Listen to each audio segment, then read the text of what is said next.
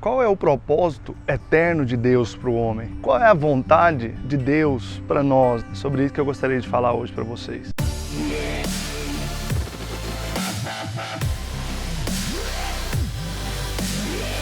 Eu gostaria de ler um texto da Palavra de Deus que está lá em Gênesis, capítulo 1, versículo 27 e 28. Diz assim: Criou, pois, Deus o homem, a sua imagem, a imagem de Deus o criou. Homem e mulher os criou.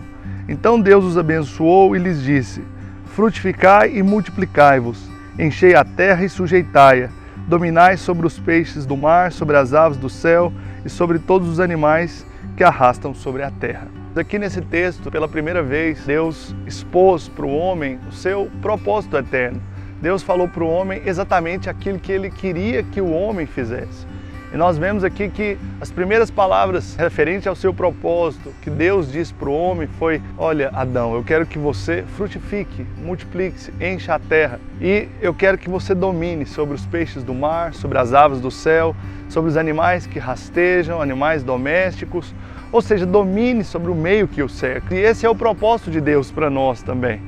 Se Deus ele tem um propósito, esse propósito é, primeiramente, que nós venhamos frutificar e encher a terra, ser fecundos, nos multiplicarmos, mas também que nós possamos dominar, governar, que nós possamos exercer domínio sobre o meio que nos cerca, exercer governo, autoridade.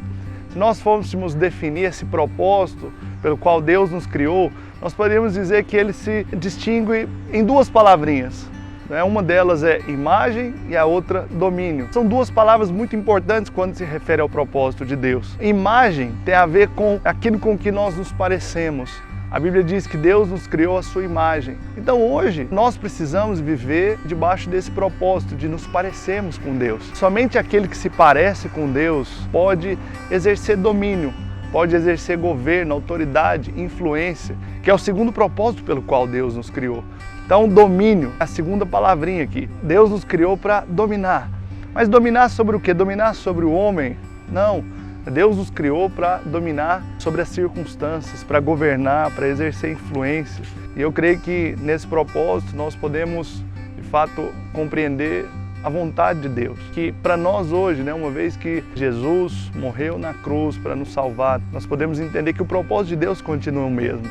Porque uma vez que Deus criou Adão para esse propósito, nós sabemos que infelizmente ele pecou. Então, por um momento, o propósito de Deus aparentemente estava frustrado.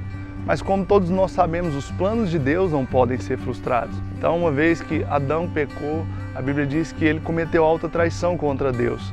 E por causa do seu pecado, toda a raça humana se tornou pecadora. E diante disso, Deus teve que criar um plano para salvar o homem, que a Bíblia chama de plano de redenção. A palavra redenção significa tomar de volta aquilo que originalmente já era meu. E uma vez que Deus salvou o homem por meio de Jesus, hoje, quando nós o aceitamos como Senhor e Salvador das nossas vidas e nós reconhecemos que Ele é Deus sobre a nossa vida, nós podemos cumprir o seu propósito.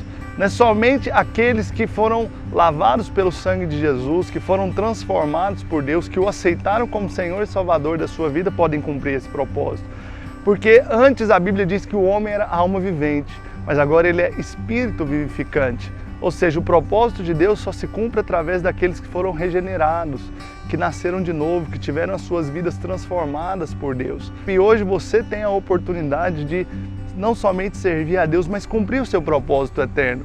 E de que maneira nós podemos cumprir o propósito eterno de Deus hoje? Nós podemos expressar e representar a Deus na terra hoje. Então, de que maneira que nós o expressamos? Nós o expressamos nos parecendo com Ele. E é um fato que nós nos parecemos com aquilo no qual nós buscamos. Se você busca a Deus, você vai se parecer com Deus. Você vai expressar a Deus. Mas nós também precisamos representar a Deus na terra.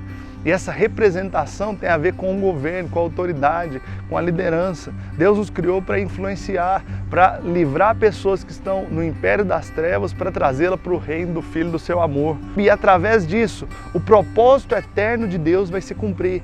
Que é qual, afinal de contas? É ter um grupo de pessoas que o expresse e o represente, não somente na terra, mas que o represente na eternidade. E na Nova Jerusalém, que será um lugar onde todos os crentes, todos os cristãos de todos os tempos, de todos os povos se reunirão para buscarem a Deus juntos, para expressarem e representar a Deus nesse propósito que eu me refiro a vocês. Então hoje, se nós expressamos e representamos a Deus na terra, nós poderemos expressá-lo e representá-lo na glória. O propósito eterno de Deus é que nós sejamos uma grande família semelhante a Jesus. Uma grande família que expressa Jesus, que manifesta a glória de Deus. E hoje você tem essa oportunidade, não a desperdice. Seja um representante de Deus na terra. Seja alguém que faz a diferença no tempo da sua oportunidade. Viva a sua vida para Deus. Sabe, o fim de todas as coisas não é a salvação. O fim é que nós sejamos representantes de Deus na terra. Que essa palavra ela possa transformar a sua maneira de enxergar a vida cristã e que você possa cumprir o propósito de Deus.